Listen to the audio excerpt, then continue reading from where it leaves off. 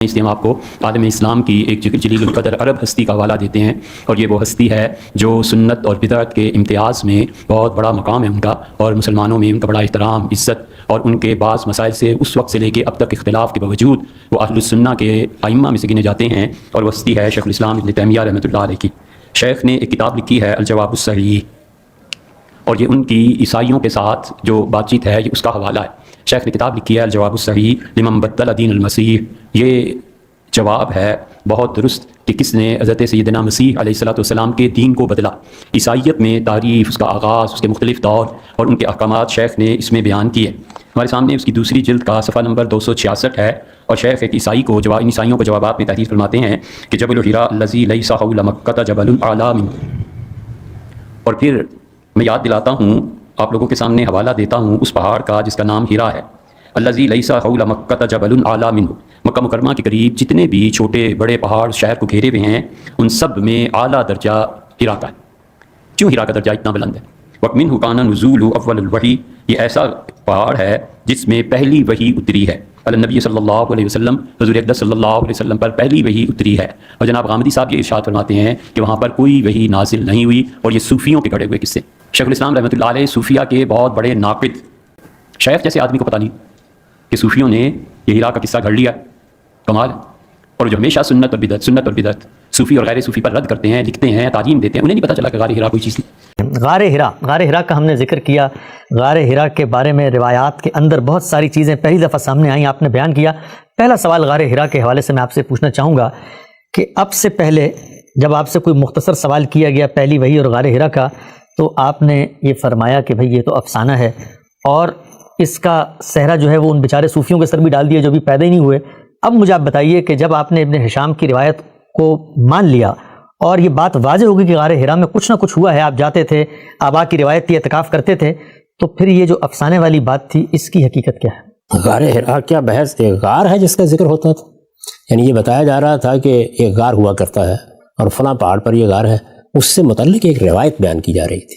مجھ سے جو سوال کیا گیا تھا کیا وہ مکے کے غاروں کے بارے میں تھا؟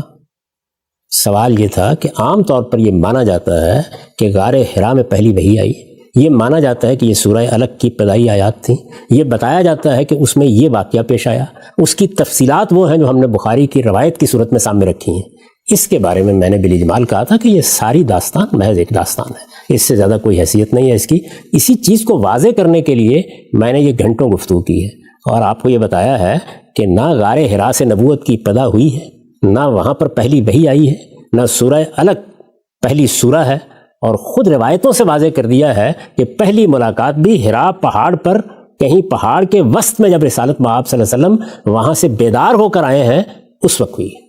تو اس وجہ سے یہ سارا پس منظر ہے جس کی اب میں نے وضاحت کر دی ہے، جس کو سامنے رکھ کر بالاجمال میں نے ایک جملے میں جواب دیا تھا کہ جس چیز کو آپ خیال کر رہے ہیں کہ وہ ایک واقعہ ہے وہ محض ایک افسانہ ہے۔ ٹھیک، آگے بڑھتے ہیں۔ کچھ غار ہرا کے بارے میں غم صاحب عقلی علمی اشکالات آتے ہیں، طالبانہ سوالات میں چاہتا ہوں اس پہ بھی ذرا آپ کچھ رہنمائی فرمائیے۔ یہ بتائیے کہ رسالت مآب صلی اللہ علیہ وسلم کے آبا کی روایت تھی، غار میں جاتے تھے، اعتکاف کرتے تھے۔ یہ غار ہم تو وہاں گئے نہیں، جو لوگ گئے ہیں جو دیکھا ہم نے وہ یہ ہے کہ سنا ہے بہت اوپر جا کے بہت چھوٹی سی جگہ ہے، تو یہ اتنے لوگ ہوتے تھے، تو یہ غار میں جاتے کیسے تھے؟ اتنے لوگ وہاں بیٹھتے کیسے تھے؟ تمام لوگ غار میں کیوں جائیں گے؟ یعنی عربوں کے ہاں تو اب بھی یہ ہے، کبھی صحرا میں جا کے خیمے لگا لیتے ہیں، ممکن ہے کہ وہاں پر بھی کچھ لوگ اسی طریقے سے بیٹھ جاتے ہوں جا کے۔ ایک آدھ آدمی اگر کہیں خلوت میں بیٹھنا چاہتا ہے تو اس کے لیے وہ غار بہت کافی ہے، لیکن یہ کہ وہاں جا کر ہی سارا دن ڈیرے ڈالے رکھنا ہے، جس طرح کہ معلوم ہوا روایتوں سے کہ رسالت مآب صلی اللہ علیہ وسلم اگر وہاں تشریف لے گئے تو اپنے اہل و عیال کے ساتھ گئے، سیدہ نے وہاں کچھ لوگوں کو آپ کی تلاش میں بھیجا، تو اس سے تو صاف معلوم ہوتا ہے کہ اس کے گرد و پیش میں یا لوگ موجود تھے یا عام طور پر ہوتے تھے یا وہاں پر کوئی خیمے وغیرہ لگا کے بیٹھے ہوتے تھے۔ یہ ساری باتیں قیاس کی جا سکتی ہیں، لیکن سب کا جواب ان لوگوں کو دینا چاہیے جو ان تمام معاملات کی بنیاد ان روایات پر رکھ رہے ہیں۔ میں نے تو ساری یہ دراز نفسی اس لیے کیا کہ میں آپ کو یہ بتاؤں کہ ان روایات کی طرف التفات کی کوئی ضرورت ہی نہیں ہے۔ قرآن مجید نے بڑی وضاحت کے ساتھ تمام حقائق بتا دیے ہیں۔ یہ بتا دیا پہلی وحی کس طرح آئی، کس شان کے ساتھ آئی، یہ بتا دیا ہے کہ پہلی سورہ کون سی ہو سکتی ہے، یہ بتا دیا کہ اس کے بعد پھر پے در پے 6 صورتیں کون سی نازل ہوئیں۔ یہ خود قرآن مجید سے تدبر کر کے میں نے آپ کے سامنے دلائل کے ساتھ رکھ دیا۔ تو مجھے یہ بتائیے کہ اس کے بعد کیا ضرورت ہے، یہاں تک کہ فترہ کیسے آیا، اس فترہ کے بعد پھر سورہ مدثر کس طرح سے نازل ہوئی، وہ سب باتیں بھی واضح ہو گئیں، اور اس میں وہی تنہا مرفوع روایت ہے جابر بن عبداللہ رضی اللہ عنہ کی، جس میں کوئی بہت زیادہ اختلاف بھی نہیں ہے، صرف راوی حضرات نے ایک جگہ بات سمجھنے میں غلطی کی ہے۔ وہ روایت بالکل درست ہے، قرآن مجید نے جو کچھ بیان کیا اس کے مطابق ہے، وہاں روایت کی قرآن مجید کے ساتھ مطابقت بھی ہو جاتی ہے اور ایک تصویر بھی واضح آ جاتی ہے۔ اور اس میں بھی دیکھ لیجئے جب دوسری ملاقات ہوئی ہے تو اس میں یہ نہیں معلوم کہ کہاں ہوئی ہے، لیکن رسول اللہ صلی اللہ علیہ وسلم نے وہاں یہ حوالہ ضرور دیا ہے کہ پہلی ملاقات حرا کے پہاڑ پر ہوئی تھی۔ تو یہ حقائق ہیں، ان حقائق کو سامنے رکھ کر دیکھیے کہ میں کیا بات کہہ رہا ہوں اور کس چیز کو واضح کرنا چاہتا ہوں۔ ایک اور نقطہ نظر غار حرا کے اس پورے قصے کے بارے میں سامنے آتا ہے، اور وہ یہ کہ رسالت مآب صلی اللہ علیہ وسلم غار حرا میں نبوت ملنے کے بعد تشریف لے گئے، گویا یہ جو سچے خواب تھے اس میں ہی نبوت دینے کا فیصلہ کر لیا گیا، آپ کو یہ معلوم ہو گیا، اب آپ جاتے تھے غار حرا میں، اور اس کے بعد کے جو واقعات ہیں وہاں پر ہوئے، اس پہ آپ کی کیا رائے ہے؟ اس کے بعد غار حرا میں جانے کی کیا ضرورت باقی رہ گئی؟ اب تو آپ کو ایک ذمہ داری دے دی گئی، آپ اٹھیں، لوگوں تک دعوت پہنچائیں، لوگوں کی تربیت کریں، ان کی تعلیم کا اہتمام کریں۔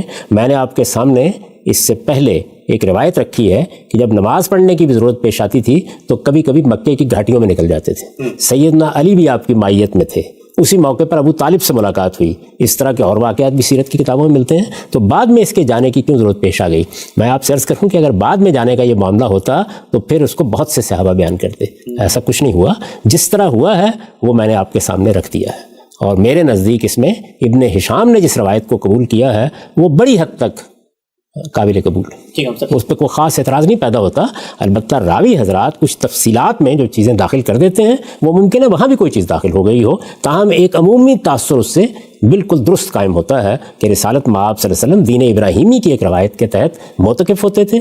رسالت مآب صلی اللہ علیہ وسلم کے بارے میں کئی باتیں ہمیں تاریخ سے معلوم ہوتی ہیں، کبھی شرک نہیں کیا، کبھی بتوں کی پرستش نہیں کی، عام طور پر جو دین ابراہیمی کی اچھی روایات تھیں ان پر کاربند تھے، حج و عمرہ کا اہتمام بھی آپ نے نبوت سے پہلے کیا، یہ بات بھی بالکل واضح طور پر معلوم ہوتی ہے۔ اور بخاری کی روایت میں ہے کہ جو عام طور پر چیزیں حرمت حلت کے بارے میں مشتبہ ہو گئی تھیں ان میں بھی آپ بالکل صحیح جگہ پر تھے، اور کبھی آپ نے کسی حرام چیز کی طرف ہاتھ نہیں بڑھایا۔ تو اس وجہ سے دین ابراہیمی کی روایت کے تحت کوئی عبادت ہو، کوئی ریاضت ہو، کوئی بندگی کا معاملہ ہو، کسی خاص چیز پر عمل ہو، کوئی اللہ کی راہ میں انفاق ہو، اس پر کوئی تردد نہیں ہونا چاہیے، اس لیے کہ آپ ابراہیم علیہ السلام کی اولاد میں سے ہیں اور ملت ابراہیمی کے اندر پیدا ہوئے۔ ٹھیک ہے صاحب، ایک کردار زیر بحث آیا، دونوں روایتوں میں وہ کردار سامنے آتا ہے، ابن ہشام کی سیرت میں بھی، بخاری میں بھی، وہ ہے ورقہ بن نوفل کا۔ کچھ سوالات اس سے متعلق بھی ہیں، میں چاہتا ہوں اس میں بھی آپ رہنمائی فرمائیے۔ پہلا جو ایک علمی عقلی سوال ذہن میں آتا ہے کہ ہم عام طور پہ سمجھتے ہیں کہ مسیحی ہوں یا یہودی ہوں، حرم کے ساتھ ان کا کوئی تعلق نہیں ہوتا، اگر یہ نصرانی تھے تو یہ حرم کا طواف جو ہے وہ کیوں کر رہے تھے؟ اور جب ان کو یقین ہو گیا کہ آپ صلی اللہ علیہ وسلم سچے پیغمبر ہیں تو پھر یہ ایمان کیوں نہیں لے کر آئے؟ پہلی بات کا جواب یہ ہے کہ عرب میں جو لوگ تھے وہ اس بات سے بہت اچھی طریقے سے واقف تھے کہ یہ ابراہیم کا بنایا ہوا گھر ہے۔ وہ اس بات کو جانتے تھے کہ یہ عمرہ، یہ حج ابراہیم علیہ السلام کی قائم کردہ روایت ہے۔ ان کے ہاں ملت ابراہیم یا دین ابراہیمی جس کو کہا جاتا ہے اس کے تمام احکام سے واقفیت تھی۔ میں نے اپنی کتاب میزان میں وہ پورا پس منظر بیان کیا ہے اور یہ بتایا ہے کہ وہ نماز کا اہتمام کرتے تھے، وہ روزے رکھتے تھے، وہ حج و عمرہ کا اہتمام کرتے تھے، وہ زکوٰۃ دیتے تھے، ان چیزوں سے وہ واقف تھے۔ جمعے کا تک کا اہتمام ہوتا تھا دارالندوہ میں، اس کا خطبہ دیا جاتا تھا، اسی طرح سے نکاح، طلاق، اس طرح کی تمام روایات موجود تھیں۔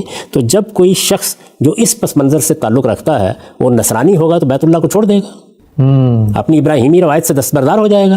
نصرانی ہونے کا مطلب یہ تھا کہ ان کا تعارف ان کتابوں سے ہو گیا جو سیدنا ابراہیم علیہ السلام کے بعد نازل ہوئی ہیں۔ اچھا، ان کو یہ معلوم ہو گیا کہ پیغمبر اس کے بعد بھی آتے رہے ہیں، انہوں نے ان پیغمبروں کی تعلیمات کو پڑھنا شروع کر دیا۔ اور نصرانی ہونے کے بعد انہوں نے کیا کیا؟ کیا نماز چھوڑ دی؟ کیا روزہ چھوڑ دیا؟ کیا دین کے احکام پر عمل کرنا چھوڑ دیا؟ ان میں سے کون سی چیز ہے جس سے انجیل روکتی ہے؟ تو یہ تصور کیوں کیا جائے کہ جس طرح کے نصرانی آج ہم دیکھتے ہیں وہ بھی اسی طرح کے نصرانی ہوں گے؟ وہ دین ابراہیمی کی روایت میں اور ابراہیمی ہدایت کے پس منظر میں کھڑے ہوئے ان سب چیزوں کا مطالعہ کر رہے تھے، ان سے ہدایت لے رہے تھے، بالکل اسی طرح جس طرح ہم رسالت مآب صلی اللہ علیہ وسلم پر ایمان رکھتے ہیں، ہم قرآن پر عمل کرتے ہیں، آپ کی سنت کی پیروی کرتے ہیں، لیکن اس کے ساتھ تورات کو بھی پڑھتے ہیں، زبور کو بھی پڑھتے ہیں۔ تو اسی طریقے سے وہ پڑھ رہے تھے، گویا انہوں نے اس بات کا اعلان کر دیا تھا کہ میرے پاس ابراہیم کے دین کی جو روایت ہے اس میں تو جو باتیں تھیں ان پر میں عمل کر رہا تھا، اب میرے سامنے سیدنا مسیح کی روایت بھی آ گئی ہے، یہ بھی میرے لیے سر آنکھوں پر، اور میں اس پر بھی عمل پیرا ہوں گا۔ تو اس پس منظر میں ان لوگوں کو دیکھنا چاہیے۔ نصرانی ہونے کا یہ مطلب ہرگز نہیں تھا کہ وہ اٹھے اور انہوں نے اٹھ کے یہ کہا کہ ابراہیمی روایت کو تو میں چھوڑ رہا ہوں، اب اس کے بعد میں پال کی بیعت کر رہا ہوں۔ اچھا، تو پھر ایمان کیوں نہیں لائے وہ ہم سب؟ نہیں، ایمان نہیں لائے، یہ آپ کو کیسے معلوم ہوا؟ رسالت مآب صلی اللہ علیہ وسلم کے ساتھ جو ان کی گفتگو نقل ہوئی ہے وہ ایک مومن کی گفتگو ہے. اچھا. ہم یہ خیال کرتے ہیں کہ ایک آدمی آئے گا وہ ایک خاص طریقے سے بیعت کرے گا، پہلے مرحلے میں یہ ہوا ہی نہیں ہے. رسالت مآب صلی اللہ علیہ وسلم نے تعارف کرایا، لوگوں نے اس کو سمجھا، جن لوگوں کے دلوں میں بات اتری انہوں نے تصدیق کی اس بات کی کہ آپ اللہ کے پیغمبر ہیں. سیدنا صدیق کے ایمان لانے کا واقعہ بھی اسی طرح بیان ہوا ہے. تو وہ ایمان لائے، لیکن چونکہ جلد دنیا سے رخصت ہو گئے، اس وجہ سے انہوں نے کیا کیا کیا نہیں کیا اس کی تفصیلات وجود میں ہی نہیں آ سکیں. ذرا غور کیجئے ان کے اپنے الفاظ کیا نقل ہوئے ہیں. وہ تو یہ کہہ رہے ہیں کہ میں اگر زندہ رہا تو میں آپ کا ساتھ دوں گا، میں آپ کی مدد کروں گا. انہوں نے تو جو پیغمبر کا سب سے بڑا حق ہے کہ پیغمبر کی نصرت کی جائے گی اس کا پہلے دن اظہار کر دیا ہے. تو ایمان کیوں نہیں لائے ہو؟ یعنی ایمان لانے کے لیے کوئی باقاعدہ رسم نہیں ہے جو ادا کرنی پڑتی ہے. اصل میں انہوں نے اس بات کا اقرار کر لیا کہ آپ اللہ کے پیغمبر ہیں، آپ کو اس امت کی طرف بھیجا گیا ہے اور میں اس بات کی گواہی دیتا ہوں. یہی وہ چیز ہے. ہم جب ایمان لاتے ہیں تو کیا کہتے ہیں؟ یہ کہتے ہیں کہ میں اس بات کی گواہی دیتا ہوں کہ اللہ کے سوا کوئی الہ نہیں ہے اور محمد صلی اللہ علیہ وسلم اللہ کے رسول ہیں. یہی بات تو انہوں نے کہی ہے رسالت مآب صلی اللہ علیہ وسلم کے سامنے. سبحان اللہ. ٹھیک، ہم سب آگے بڑھتے ہیں. اس سلسلے کو لے کر طالبانہ سوالات کے اوپر جو کچھ ضمنی اعتراضات سوالات پیش کی جا رہے تھے، بڑی آپ نے خندہ روئی اور صبر کے ساتھ دوبارہ سے باتیں کچھ اپنی واضح کی. روایت کی بحث پر آتے ہیں. روایت پر آپ نے کافی بات کی تھی، سند کی تحلیل، ایک متوازی روایت. کچھ سوالات اس سے متعلق ہیں. پہلا سوال وہ یہ کہ ہمارے ہاں فن حدیث میں کہا جاتا ہے کہ اگر کسی صحابی تک روایت پہنچتی ہے تو صحابہ کے بارے میں یہ طے ہے کہ صحابہ کلہم عدول، ان کی عدالت ثابت ہے، تو صحابی کی روایت نتیجے کے اعتبار سے حکماً حسن کے درجے میں ہوتی ہے.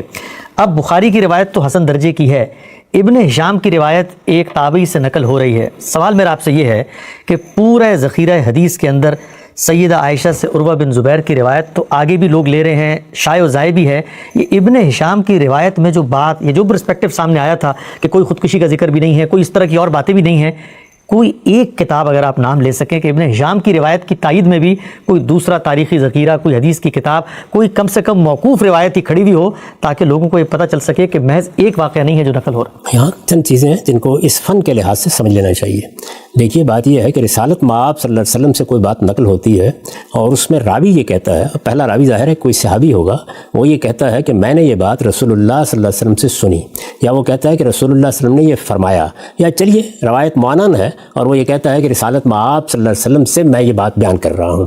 تو ہم کہتے ہیں کہ یہ روایت مرفوع ہو گئی، یعنی اب رسول اللہ صلی اللہ علیہ وسلم کی طرف اس کی نسبت براہ راست کی جا سکتی ہے. صحابہ کرام سے جب کوئی روایت ہمیں ملتی ہے تو یہ موقوف روایت کہی جاتی ہے.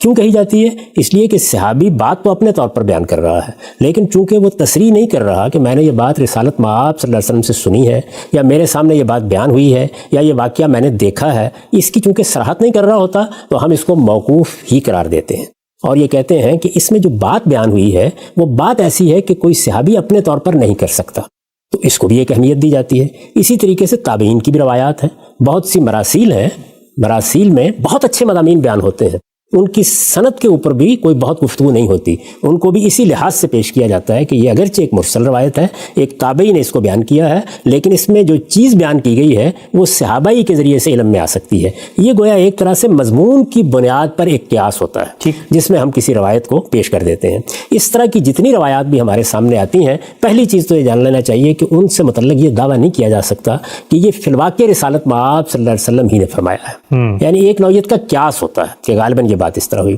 اب آپ نے ابن ہشام کی روایت کے بارے میں سوال کیا ہے تو میں آپ سے عرض کرتا ہوں کہ ایک چیز کی طرف لوگوں نے توجہ نہیں کی.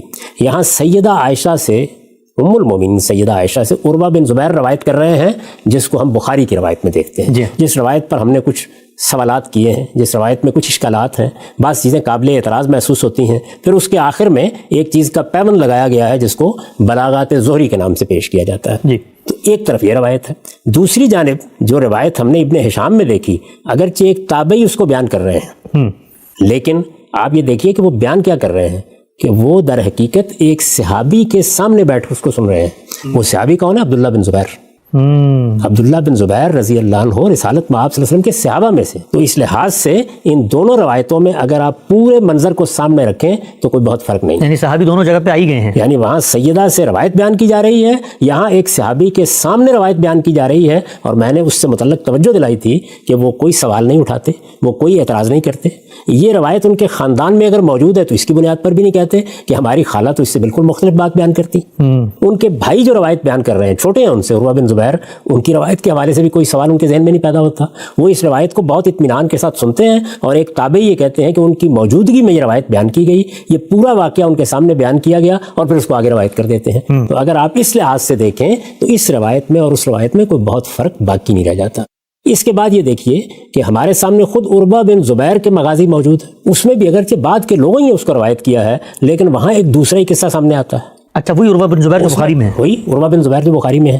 اگر آپ ان دونوں روایتوں کو سامنے رکھ دیں، یعنی جو مغازی عروہ بن زبیر میں روایت بیان ہوئی ہے وہی عروہ بن زبیر، تو پھر آپ گھنٹوں لگے رہیے، آپ عروہ بن زبیر کی اس روایت میں جو ہم نے بخاری میں پڑھی اور وہ جو خود ان کے مغازی میں نقل ہوئی ہے کوئی مطابقت تلاش نہیں کر سکتے. وہاں یہ ذکر یہ ہے کہ غالیچے بچھے ہوئے تھے، وہاں رسالت مآب صلی اللہ علیہ وسلم کو بٹھایا گیا، وہاں جبریل نے تعلیم دی، وہاں ایک بالکل دوسری داستان ہے. اس میں یہ واقعات بھی بیان نہیں ہوئے، اس میں یہ بات بھی بیان نہیں ہوئی کہ ورقہ بن نوفل کے پاس لے جایا گیا. یعنی یہ ساری چیزیں اس میں موجود نہیں ہیں اور اس کا پہلا حصہ بڑی حد تک وہی ہے جو ابن ہشام کی روایت میں ہے. اسی طرح اس میں صراحت کے ساتھ یہ بیان ہوا ہے، عروہ بن زبیر یہ کہتے ہیں کہ پہلی وہی وہ ہے جو سورہ نجم میں ہے، اس میں یہ بات بھی بیان ہوئی ہے. تو اگر میں یہ سارا کا سارا مواد سامنے رکھ دوں تو پھر آپ ان کے تضادات میں وہ راستہ کہاں سے تلاش کریں گے؟ تو میرے طریقے کے اوپر جیسے کہ میں نے عرض کیا تھا، غور کیجئے، اللہ کی کتاب قرآن مجید نے یہ بتا دیا ہے سورہ نجم میں کہ پہلی وحی اس طرح آئی، دوسری مرتبہ جبریل سے ملاقات اس طریقے سے ہوئی، ہم نے خود قرآن پر تدبر کر کے یہ سمجھ لیا کہ پہلی سورہ کون سی ہے، یہاں تک ہم نے متعین کر لیا کہ اس کے بعد پے در پے کون سی صورتیں نازل ہوئیں، فترات کیسے آئے، پہلا فترہ کون سا تھا، دوسرا فترہ کون سا تھا. اور یہ جو ایک مرفوع روایت میں جابر بن عبداللہ رضی اللہ عنہ کی روایت میں سورہ مدثر کے بارے میں بیان ہوا ہے، قرآن مجید اس کو کس طریقے سے بیان کرتا ہے. اس کے بعد آخر اس کی ضرورت کیا باقی رہ جاتی ہے کہ ہم ان روایات کے اضطرابات میں اور ان کے تضادات میں اور ان کے اختلافات میں اپنے آپ کو الجھائیں؟ یہ ساری چیزیں میں آپ کے سامنے رکھ سکتا تھا، لیکن میں نے صرف ان روایات کا تقابل کیا ہے جن میں ایک بخاری میں ہے اور زیادہ تر محدثین نے اس کو نقل کیا ہے، اور دوسری سب سے پہلے سیرت نگار کے ہاں ہے. صرف انہی کو دیکھ لیجئے کہ ان میں ایک میں کیا داستان ہے اور دوسری میں کیا داستان ہے. ٹھیک ہے، ہم سب بہت ہی تفصیل سے آپ نے جواب دیا اس بات کا. آگے بڑھاتے ہیں، روایت کے اوپر جو سوالات ذہن میں آتے ہیں. یہ سوال ایک عقلی سوال ہے. ہم دیکھتے ہیں کہ روایات کا ذخیرہ ہے، کم و بیش 70,000 کے قریب روایات ہیں، مرفوع روایات ہیں، سندن صحیح ثابت روایات ہیں. یہ مجھے بتائیے گا کہ کیا آپ کے ذہن میں بھی یہ سوال پیدا ہوتا ہے کہ رسالت مآب صلی اللہ علیہ وسلم کی زندگی کا اتنا بڑا واقعہ ہے، آپ اپنے بچپن کی بات بھی کوئی بتا دیتے ہیں، اس سے پہلے کی بات بھی کوئی بتا دیتے ہیں، یہ کیا وجہ ہے کہ کوئی ایک بھی سندن صحیح مرفوع روایت خود رسالت مآب صلی اللہ علیہ وسلم کی زبانی سامنے نہیں آ رہی کہ ان کے ساتھ یہ معاملہ کیسے ہوا تھا؟ میں نے تو خود یہ سوال اٹھایا تھا، آپ یاد کریں، میں نے یہ عرض کیا تھا کہ یہ رسالت مآب صلی اللہ علیہ وسلم کی زندگی کا سب سے بڑا واقعہ، اس نے محمد بن عبداللہ کو محمد الرسول اللہ بنا دیا.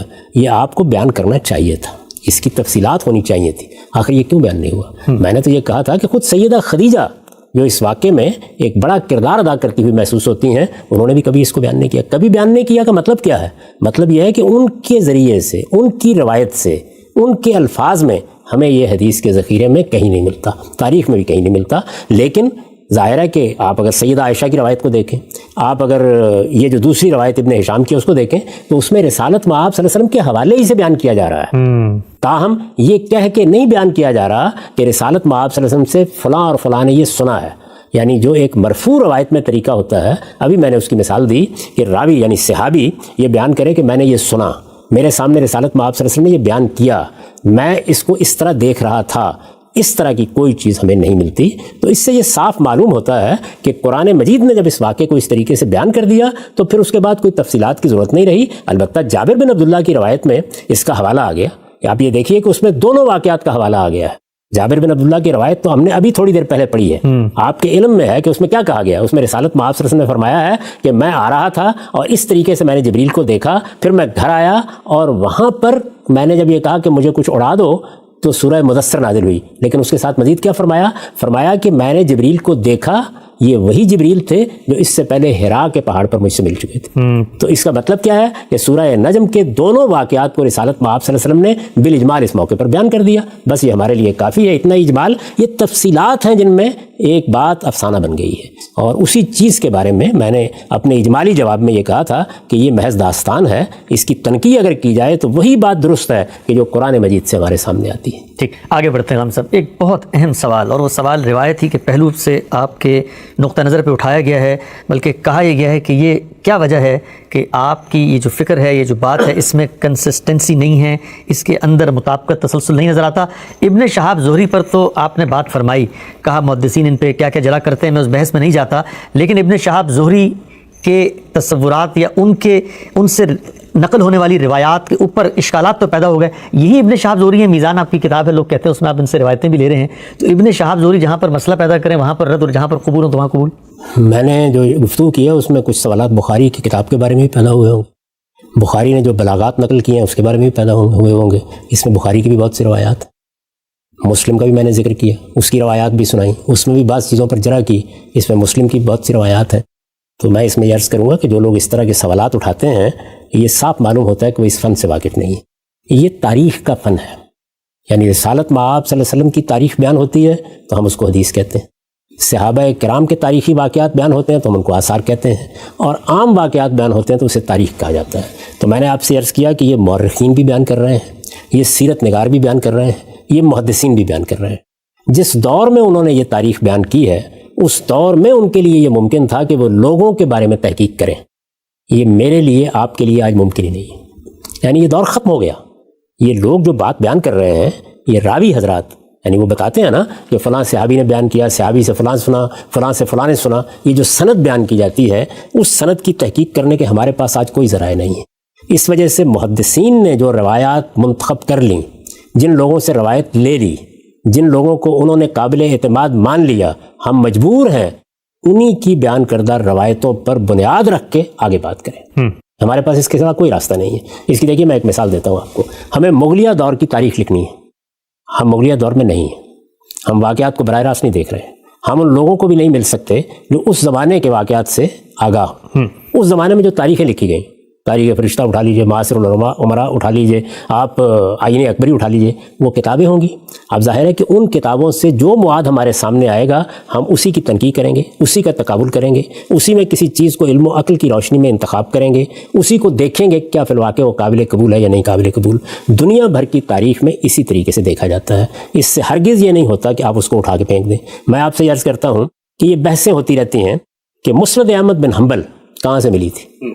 یعنی ایک تو یہ ہے نا کہ مسند احمد بن حنبل میں امام احمد بن حنبل یہ بیان کر رہے ہیں کہ یہ روایتیں مجھے کہاں سے ملی ہیں. خود کتاب ترتیب پا گئی، روایتیں لکھ دی گئیں، کتاب کہاں تھی؟ ذرا اس پہ تحقیقات پڑھیے لوگوں کی، معلوم ہو جائے گا کہ یہ کتاب پہنچی کیسے. بخاری ہے، مسلم ہے، کتنے نسخے ہیں جو دنیا بھر میں رائج ہیں، جن میں بعض نسخوں میں بعض روایتیں موجود ہیں، بعض میں موجود نہیں ہیں. موطا امام مالک، ہمارے ہاں اس کا ایک نسخہ رائج ہے، اگر آپ مغرب میں دیکھیں تو ایک دوسرا نسخہ رائج ہے، اور بہت سی اس کی روایتیں موجود ہیں. ان میں کسی جگہ پہ کچھ کو اضافہ ہوا ہے، کوئی چیز نہیں ہے، کوئی چیز اس میں داخل ہو گئی. اسی طرح کاتب حضرات لکھتے رہے ہیں. تو یہ ساری تحقیق کرنے کے بعد اگر فرض کیجئے میں یہ کہوں کہ ان کتابوں کو دریا برد کر دیا جائے تو یہ صحیح رویہ ہوگا؟ نہیں. دیکھیے یہ انسانی کام ہے. اس میں اگر ہمارے محدثین نے ابن شہاب زہری پر اعتماد کر کے ان کی روایتیں لی ہیں تو ہمیں ان روایتوں کو اب دیکھنا اور پرکھنا ہے.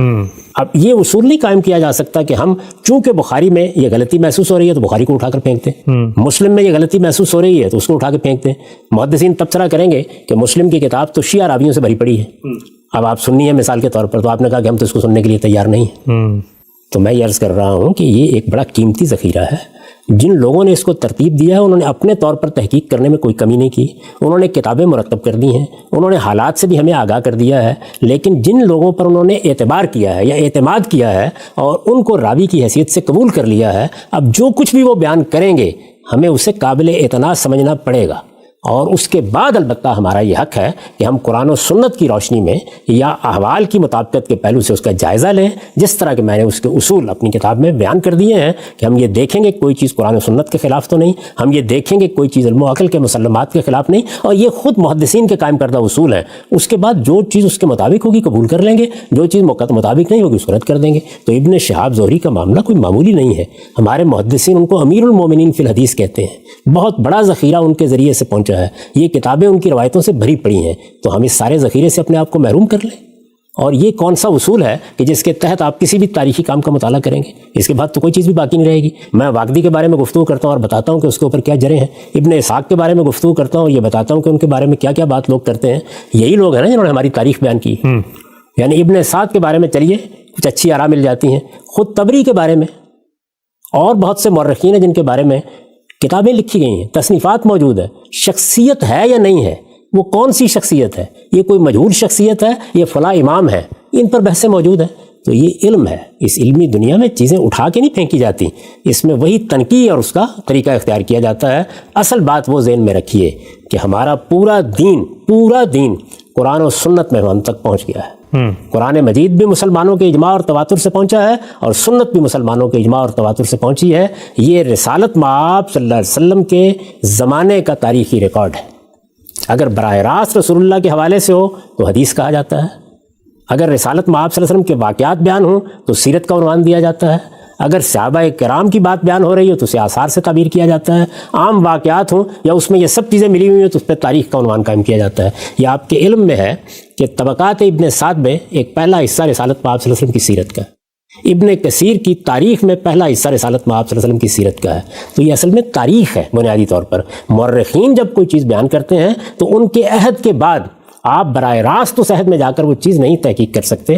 انہوں نے جو کچھ بیان کر دیا ہوتا ہے اسی کو سامنے رکھ کر اس کے غص و سمین کو الگ کیا جاتا ہے. یہی کام اس مسلمان امت میں ہمیشہ سے ہوتا رہا ہے. ابن شہاب کی روایتوں کی بھی تنقیح ہوتی رہے گی، بخاری کی روایتوں کی بھی تنقیح ہوتی رہے گی، ابو داؤد اور نسائی کی روایتوں کی بھی تنقیح ہوتی رہے گی. کسی کو ہم قبول کریں گے، کسی کو ہم رد کریں گے، لیکن کیا یہ کوئی الٹپ کام ہے؟ انہی اصولوں کی بنیاد پر جو خود محدثین نے بیان کیے ہیں، یعنی کہیں سند پر گفتگو کریں گے، کہیں اتصال پر گفتگو کریں گے، کہیں حفظ و اتقان پر گفتگو کریں گے، اور کہیں خود متن پر گفتگو کر کے دیکھیں گے کہ اس میں کوئی چیز علم و عقل کے مسلمات کے خلاف تو نہیں، ان میں تضادات تو پیدا نہیں ہو گئے. یہ تنقیح کا کام ہے جو مسلمان امت کے علماء پچھلی 14 صدیوں میں کر رہے ہیں.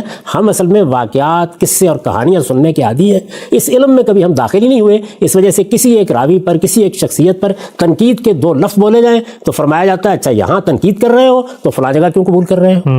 تو یہ صحیح بات نہیں ہے. اس علم کو سمجھنا چاہیے اس کی نوعیت کیا ہے. تاریخی ریکارڈ مغرب کا ہو، مشرق کا ہو، ہمارا ہو یا کسی اور قوم کا ہو، اسی طرح سے ایک دور میں مرتب ہوتا ہے، اسی طریقے سے اس کی تحقیق تنقیح ہوتی ہے. ہمارے محدثین نے بڑا غیر معمولی کام کیا ہے.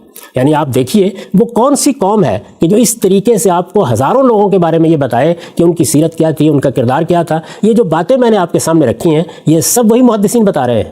یہ محدثین ہیں جو یہ کہہ رہے ہیں کہ بلاغات ظہری واہی ہوتے ہیں. یہ محدثین ہیں جو یہ بتا رہے ہیں کہ ان کی مراسیل بمنزلت الری ہوتی ہیں. یہ محدثین ہیں جو یہ بتا رہے ہیں کہ یہ تدریس کرتے ہیں. محدثین ہیں جو یہ بتا رہے ہیں کہ یہ ادراج کرتے ہیں. لیکن اس سب کچھ کے باوجود ان کا اسسمنٹ یہی ہے کہ ان کی روایتیں بحیثیت مجموعی قابل اعتماد ہیں، اور انہوں نے ان سے روایتیں لی ہیں، بلکہ ان کو ایک غیر معمولی حیثیت دی ہے جس طرح کی ساری امت بخاری کو دیتی ہے، جس طرح کے مسلم کو دیتی ہے. تو محدثین نے اپنے روات میں جب امام ابن شہاب زہری کو یہ مقام دے دیا ہے تو اب میں ان کو اٹھا کے پھینک دوں گا، اور اگر پھینک دوں گا تو ایک غیر علمی رویہ اختیار کروں گا. لہٰذا اب ہم مجبور ہیں کہ ایک ایک روایت کو الگ الگ دیکھیں. نہ ساری بخاری اٹھا کر بحیرہ عرب میں پھینکی جا سکتی ہے، نہ مسلم، نہ حدیث کا یہ ذخیرہ، نہ تاریخ کی کتابیں.